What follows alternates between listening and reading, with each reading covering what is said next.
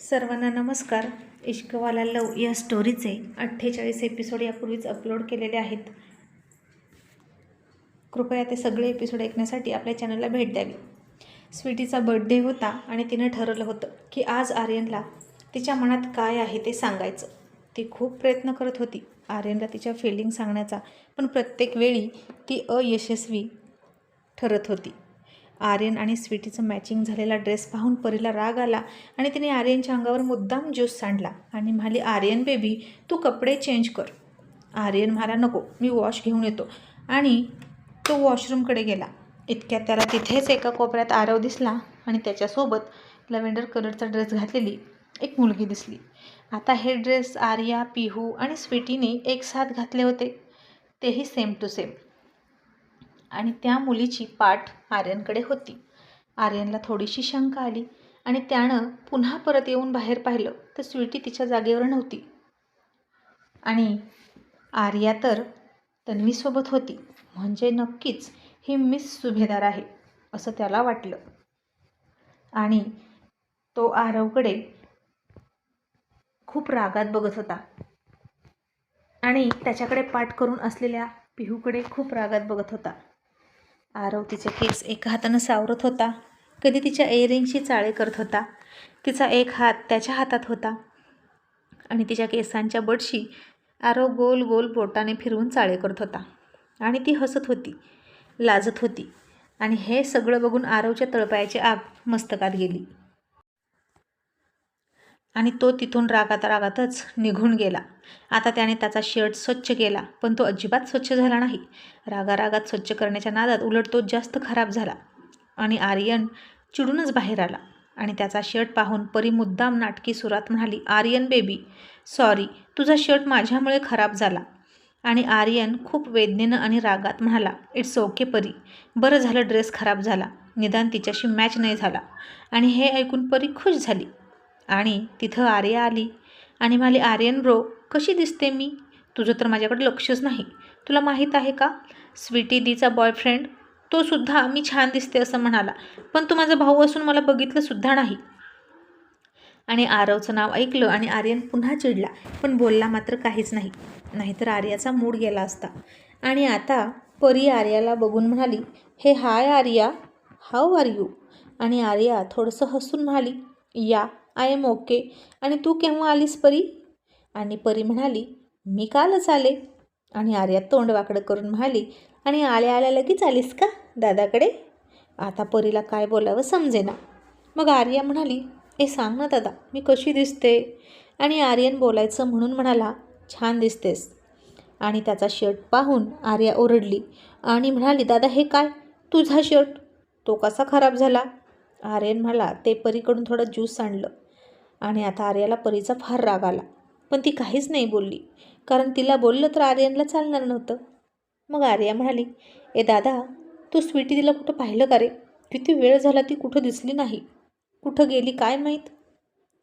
आणि आर्यन खूप रागात म्हणाला, आणखीन दुसरीकडे कुठे असणार, ती आहे ना तिच्या बेस्ट फ्रेंड कम बॉयफ्रेंडसोबत. आर्या म्हणाली, म्हणजे नक्की कुठे आहे ती? आर्यन तिला थोडा चिडून म्हणाला, आता मला काय माहीत कुठे आहे ती? मी काय तिचा बॉडीगार्ड आहे की काय, तिची प्रत्येक अपडेट ठेवायला?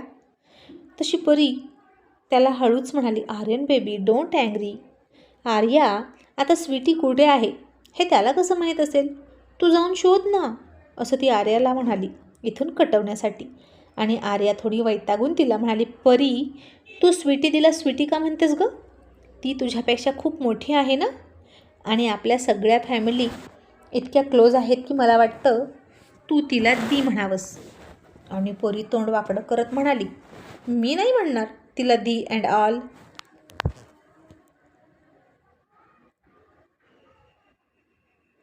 खूप ओल्ड फॅशन वाटतं ते. अँड बाय द वे मी सुद्धा तुझ्यापेक्षा 4 महिन्यांनी मोठीच आहे ना, मग तू का मला दी म्हणत नाहीस? आता हे ऐकून आर्या तर थक्क झाली आणि चिडून म्हणाली, यात ओल्ड फॅशन काय आहे? आणि आता सतत स्वीटी स्वीटी ऐकून वैतागलेला आर्यन म्हणाला, आर्या तुझं प्रॉब्लेम काय आहे? तिला जे वाटेल तेच ती म्हणेल ना, तिची मर्जी. आणि तुझ्या स्वीटी दीला इतका पण ऑनर द्यायची काहीच गरज नाही, समजलं? आणि आता परी हसायला लागली. आर्यन आर्याला ओरडला म्हणून. आणि आर्या पाय आपटून निघून गेली. आणि इकडे स्वीटी रूममधून निघाली आणि तिच्या फ्रेंड्समध्ये गेली. आणि इतक्यात आर्यनला ती मुलींच्या घोळक्यात रीनासोबत हसणारी स्वीटी दिसली. आणि आर्यन चक्रावला आणि म्हणाला, वॉट, ही तर इथे आहे. मग त्या आरवसोबत कोण आहे तिकडे? मला भास होतोय का? असं म्हणून त्यानं पुन्हा एकदा त्याच्या डोळ्यांची उघडझाप केली. तर नाही, हा त्याचा भासही नव्हता. ती स्वीटीच होती. आर्यासुद्धा इथे होती. म्हणजे त्याच्यासोबत पिहुदी होती की काय? ओ माय गॉड, हे काय चाललंय? हा डफर आरव एकाच वेळी मिस सुभेदार आणि पिहुदीलासुद्धा डेट करतो की काय? खूपच ओव्हर स्मार्ट निघाला हा. आता त्याला सोडणार नाही. मिस सुभेदारसोबत त्याचं काहीही असू दे, फ्रेंडशिप, लवशिप, वॉटेवर, पण पिहुदीला मी त्याला फसवू देणार नाही. असं म्हणून तो तिकडे निघाला. इतक्यात ते दोघेही तिथून गायब झाले होते. आणि आता आर्यनला चैन पडत नव्हती. त्याची नजर त्या दोघांना शोधत होती. इतक्यात अस्मिताने त्याला जवळ बोलावलं आणि म्हणाली, माझ्या बॉयफ्रेंडला तर माझ्याशी बोलायला वेळच नाही. काय हे आर्यन, किती वेळ झाला मी आले आणि तू माझ्याकडे लक्षच नाही दिलं.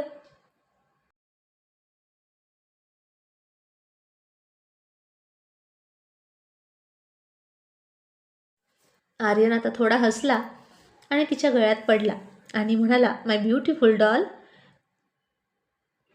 बघ ना, आल्यापासून परीनं मला पकडून ठेवलं आहे. ती सोडतच नाही. तू सांग ना तिला मला सोडायला, मग मी तुझ्याकडे येईन ना. आणि अस्मिता म्हणाली, सॉरी आर्यन, या बाबतीत मी तिला काहीच सांगू शकत नाही. आणि आता येतानाच तिकडून स्कूल लिव्हिंग सर्टिफिकेट घेऊनच आली आहे ती. आता तिकडे जाणार नाही म्हणते. आणि आर्यन खुश होऊन म्हणाला, वाव, दॅट्स ग्रेट. आणि इतक्यात तन्वीनं त्याचा शर्ट पाहिला आणि म्हणाले, आर्यन, कसा शर्ट झाला तुझा? हे योग्य आहे का?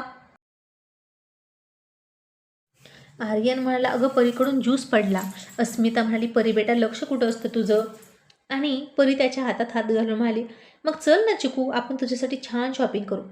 तन्वी म्हणाली, अगं आत्ता कुठे, आता केक कट व्हायची वेळ आली. आणि तिथं पुन्हा आर्या आली. त्याचा खराब झालेला ड्रेस पाहून तिलाही पुन्हा वाईट वाटलं. आणि ती म्हणाली, मुद्दाम तर तिने केलं नसेल ना? दादा आणि स्वीटीदीचं मॅचिंग ड्रेसमध्ये किती सुंदर दिसत होते दोघं. आणि तिनं मुद्दाम केलं असणार. इतक्यात आर्यनचा फोन वाजला. मग आर्यन म्हणाला, एक्सक्यूज मी, आणि थोडा बाजूला गेला. आणि आता पुन्हा एकदा स्वीटीला आर्यन एकटा दिसला. आणि ती मधूला म्हणाली, मधू प्लीज, त्याला बोलव ना एकदा. मधू म्हणाली, स्वीटी दी, this is last time, okay, पुन्हा मी जाणार नाही. आणि आता मधू आर्यनकडे गेली आणि पूर्णपणे मरगळलेल्या, रस शोषून घेतलेल्या अवस्थेत म्हणाली, आर्यन ब्रो, तुला स्वीटी दीनं बोलावलेलं आहे. तू जाणार रे, बघ ती काय म्हणते, काय काम आहे तुझ्याकडे तिचं. आणि आर्यन फोन ठेवून म्हणाला, माझ्याकडे तिचं काय काम आहे? किती वेळा विचारलं तरी बोलली नाही. मगाशीच म्हणाली की नक्कीच काहीच नाही. मग आता पुन्हा का बोलवते ती मला?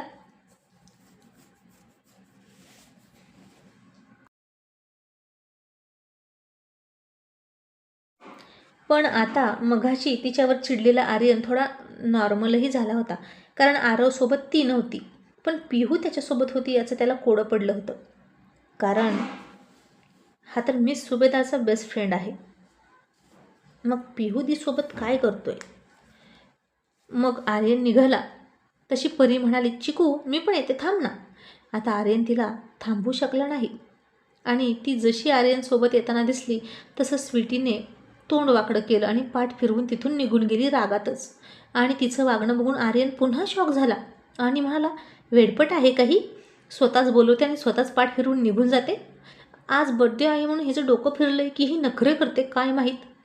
आणि इकडे स्वीटी भस्कन रागारागात तिच्या मेकअप रूममध्ये आली. तसे एकमेकांच्या मिठीत असलेले आरव आणि पिहू पटकन दूर झाले. आता ते मगाशी तिथून निघून रूममध्ये येऊन बसले होते लव बर्डसारखे आणि थोडे घाबरलेच. पण स्वीटी आहे हे बघून थोडे रिलॅक्स झाले. आणि स्वीटी खूप रागात हेलपाटे मारत बोलत होती, चिपकू कुठली, अजिबात त्याचा पिच्छा सोडत नाही ती. सतत आपलं चिकू चिकू करून चिकटलेली असते. मी तिथं गेले तरी ती त्याच्या जवळच असते. मी त्याला निरोप पाठवून बोलवलं तरीही ती त्याच्यासोबतच येते. मी काय करू? ओ गॉड, आता मी काय करू? कसं करू? आर्यनला कसं सांगू?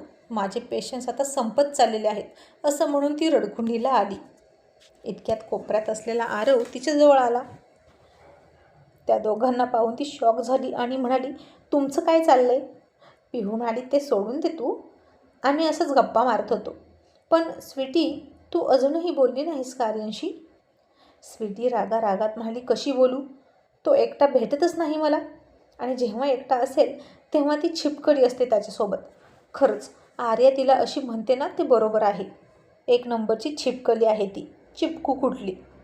पिहुदी, मला वाटतं मी नाही सांगू शकत त्याला. राहू दे, मी सगळं सोडते. अगं, ना तो तिला सोडतोय ना ती त्याला सोडते. मला वाटतं दी, मी चुकीच्या माणसावर प्रेम करते. त्याचं नक्कीच परीवर प्रेम आहे. पिहू म्हणाली, खरंच ही परी खूप चिपको आहे. स्वीटी, अगं तू त्याला पार्टीत ती येण्या अगोदर बोलायचं होतं की. स्वीटी म्हणाली, आता मला काय स्वप्न पडलं होतं का ती पार्टीत येईल याचं? ती चंदीगडवरून केव्हा आली हे सुद्धा मला माहीत नाही. तिचं शेड्यूल तर फक्त आर्यनला माहीत असतं, कारण ती सतत 5-5 मिनिटाला फोन करून तिचे अपडेट देत असते ना त्याला. आणि दी, मी मधूजवळ किती निरोप पाठवले पण आर्यन नाही आला. त्यानं मला टाळलं. मी आता त्याच्याकडून काही होप्स ठेवणारच नाही असं म्हणून ती निराश झाली. मग आरव तिच्याजवळ गेला आणि तिच्या खांद्यावर हात टाकून म्हणाला, बस इतनी सी बात. आर्यनला एकट्याला बोलवायचं आहे का? मग तू इथेच थांब असं म्हणून आरव आर्यनकडे गेला. आणि त्यानं पाहिलं तर परी अजूनही त्याला चिकटलेलीच होती. आणि आरवने कपाळाला थोड्या आट्या पाडल्या आणि म्हणाला, ओ गॉड, ही खरंच चिपको आहे.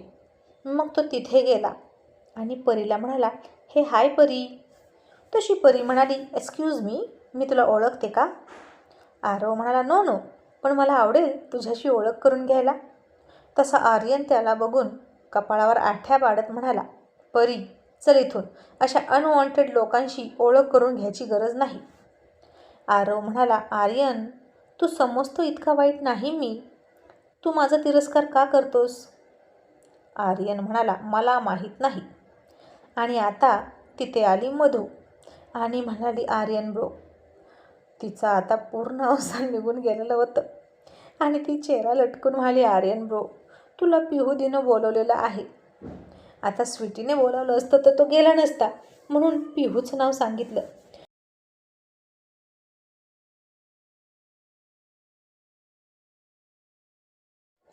आणि आर्यन आरवला एक डॅशिंग लुक देऊन परीसोबत निघाला. ती तर काय त्याला सोडणारच नव्हती. सतत शेपटासारखी मागे मागे असणार होती. तशी मधू म्हणाली, आर्यन ब्रो, तिनं फक्त तुला बोलवलेलं आहे, कारण तिला फक्त तुझ्याशी बोलायचं आहे, तेही खूप जास्त इम्पॉर्टंट. आता आर्यनचा नाईलाज झाला आणि तो परीला म्हणाला, परी, तू इथेच थांब, मी आलोच. आणि परी तोंड लटकवून तिथेच उभा राहिली. मग परीसोबत आरव गप्पा मारू लागला. त्यानं बोलण्यात तिला गुंतवली, पण तरीही ती सतत आर्यन कधी परत येतो याची वाट पाहत होती. आर्यन आता रूममध्ये गेला आणि स्वीटी त्याच्याकडे पाठ करून उभा होती. त्याला वाटलं की पिहू आहे, कारण पाठीमागून त्या तिघीही सेम टू सेम दिसायच्या. पण तिथे तर स्वीटी होती. आणि आर्यन आत आला. तिला चिडून म्हणाला, पिहुदी, मी हे काय बघतोय? मघाशी तू त्या आरवसोबत. असं म्हणत तो शांत झाला. आणि त्याचा आवाज ऐकून पुन्हा स्वीटीची धडधड वाढायला लागली. ती काहीच बोलली नाही.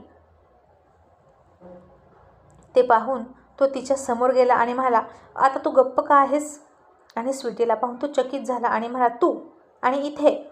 मला तर मधून सांगितलं की पिहुदीला बोलायचं आहे माझ्याशी. आता स्वीटीनं पुन्हा सगळी हिंमत गोळा केली आणि म्हणाली, आर्यन, मीच तिला तसं सांगितलं की तुला सांगायला की पिहुदीनं बोलावलं आहे म्हणून, कारण मला तुझ्याशी बोलायचे, पण तू मला भेटतच नाहीस एकटा. आणि आता तिने असं खोटं बोलली म्हणून तो आणखीन चिडला आणि म्हणाला, लिसन मिस सुभेदार, तुझा तो डफर बेस्ट फ्रेंड आहे ना, त्याला नीट समजावून सांग. किती मुलींशी खेळतो ग तो? आधी तू, आता पिहुदी, आणि आणखीन किती जणी आहेत काय माहीत. आणि स्वीटी म्हणाली, आर्यन, तुझा गैरसमज होतोय. अरे तो तसा नाही. आर्यन तिला बोलू न देता म्हणाला, ते मला नको सांगू, मी चांगलाच ओळखतो त्याला. तो तुझा कोण लागतो मला माहीत नाही, पण त्याला सांग पिहुदीपासून लांब राहायला, नाहीतर पंच मारून मारून मी त्याचं थोबाड सुजवेल. स्वीटी म्हणाली, आर्यन, आता तू हे सगळं बोलणार आहेस का माझ्याशी?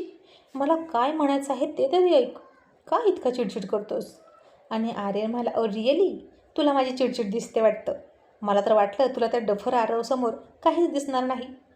आणि आता स्वीटीसुद्धा चिडली आणि म्हणाली, आणि तुला तुला त्या परीसमोर काही दिसतं का? सतत तुला चिकटलेली असते हातात हात घालून. तू इतका गोड आहेस का रे, म्हणून ती तुला इतकी चिटकलेली असते? आता तू मला आरवचं नको सांगू.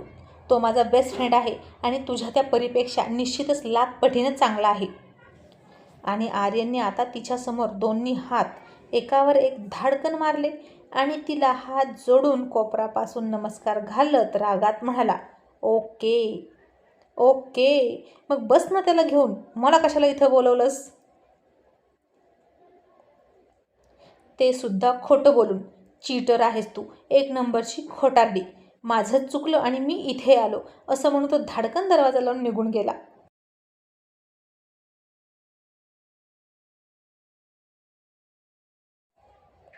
आणि स्वीटी खूप नर्वस झाली आणि तिच्या डोळ्यातून पाणी आलं. आज माझा बर्थडे आहे, तरीसुद्धा तो माझ्याशी इतकं रूढ बोलला. माझं ऐकूनसुद्धा घेतलं नाही, म्हणून ती रडायला लागली. त्यानं एकदाही विचारलं नाही की स्वीटी तुला काय सांगायचं आहे, बोल मी ऐकतो. असं वाटून तिला खूप वाईट वाटत होतं. पिहू लगेच आत आली आणि म्हणाली, स्वीटी काय झालं, तू बोललीस का त्याला? स्वीटीनं आता डोळे पुसले आणि म्हणाली, नाही दी, मी त्याला बोललीही नाही आणि बोलणारसुद्धा नाही, कारण तो माझं काहीच ऐकून घेत नाही. आता केक कट करायला थोडा टाईम होता आणि रिया पुन्हा आर्यनकडे आली आणि त्याला म्हणाली, आता मी तुझं काहीच ऐकणार नाही. इतकी ग्रँड पार्टी आहे आणि तुझा हा असा अवतार आहे का? चल पटकन आता घरी जा आणि तिथे तुझ्यासाठी नवीन ड्रेस ठेवला तो पटकन घालून ये. फक्त 5 मिनिटांचं अंतर आहे इथून. आता तन्वीसुद्धा त्याला म्हणाली, आर्यन हे बरं दिसत नाही, जा बरं. आता आर्यनचा नाईलाज झाला आणि तो गेला. पण नशीब आता परीला घेऊन नाही गेला, तो एकटाच गेला.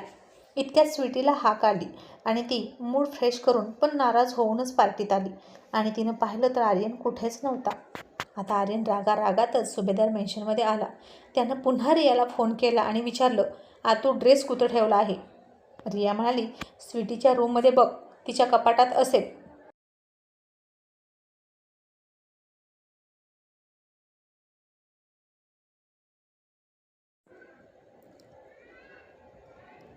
आणि आता पुन्हा आर्यन चिडला आणि म्हणाला, या डफरच्या कपाटात कशाला ठेवायचा? मला तिचा फोटोसुद्धा बघायचा नाही रूममधला. त्यानं रागातच तिचं कपाट उघडलं आणि त्याच्या अंगावर पटकन स्वीटीची डायरी पडली. तीच ती 11वी डायरी.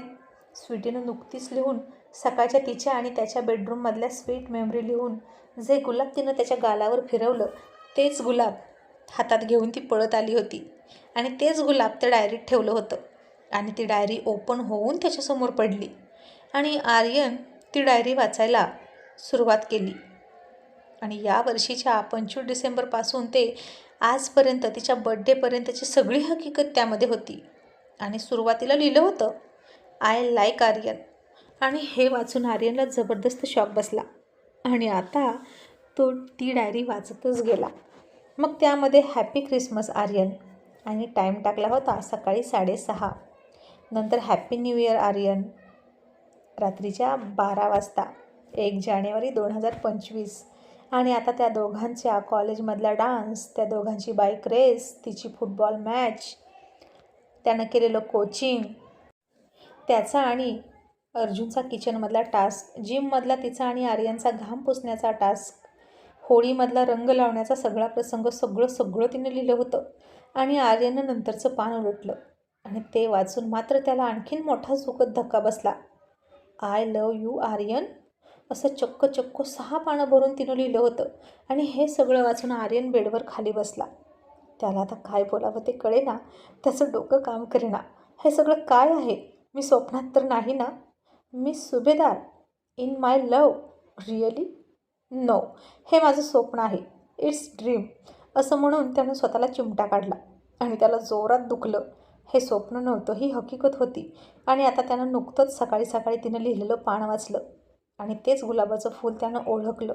आणि त्यानं वाचलं की Aryan, I love you so much. आज मी तुला माझ्या मनातलं सगळं खरं खरं सांगणार आहे. तुला माझ्या इमोशन्स समजतील ना? तू मला हसणार नाहीस ना? तू माझं प्रेम ॲक्सेप्ट करशील ना? कारण हे लव मी गेले 10 वर्षापासून तुझ्यावर करते आणि आज ते मला तुझ्यासोबत शेअर करायचं आहे. मला माहीत नाही माझा हा वेडेपणा तुला आवडेल की नाही, पण मी अशीच आहे. तुझं हसणं, तुझं ओरडणं, तुझं चिडवणं, तुझं मला मिस सुभेदार अशी हाक मारतं सगळं सगळं मला आवडतं. आणि आज मी तुझी दुल्हन बनवली म्हणून तुला राग आला ना? पण मी ते मुद्दाम केलं, कारण आपण नेहमी एकमेकांना टिट फॉर टॅट करतो ना. मग तूसुद्धा चिडून माझा बदला घेण्यासाठी मला खरीखुरी तुझी दुल्हन बनवावी असं मला वाटतं. I love you Aryan. तुझीच, फक्त तुझीच मिस सुभेदार. आणि आता हे सगळं वाचून आर्यनला हसावं की रडावं, खुश व्हावं की आश्चर्य व्यक्त करावं तेच कळेना. वेडी आहे ही मुलगी. इतकं सगळं मनात ठेवत होती आणि एका शब्दानंही बोलत नव्हती. ओ माय गॉड, खूप मोठी चिपी रुस्तम आहे. आणि मग तो स्वतःशीच म्हणाला, मिस्टर आर्यन, फक्त तीच नाही, तुम्हीसुद्धा छुपे रुस्तम आहात. तुमच्याही मनात इतक्या वर्षाच्या फिलिंग होत्या ना तिच्याविषयी, मग तुम्ही का नाही बोललात? पण आता नाही. आता तिने मला हे सांगण्याचा प्रयत्न केला आहे. Now my turn. Miss Subhedar, you are only mine. Got it? असं म्हणून हसतच त्यानं तिची डायरी होती तिथं ठेवली. तिचं ट्रॉफीचं कपाट उघडलं. त्यावर दिव्या आर्यन ही अक्षरे वाचून पुन्हा हसायला लागला. मग तो कपडे घालायला लागला आणि त्याच्या चेहऱ्यासमोर स्वीटी दिसत होती. आणि इकडे परी मात्र तो केव्हा येणार म्हणून फोनवर फोन करत होती. पण आर्यनचं मात्र आता फोनकडे अजिबात लक्ष नव्हतं. तो पळतच गाडीत बसला आणि खूप खुश होऊन पार्टीत निघाला. आणि स्वीटी मात्र तोंड फुगवून बसली होती.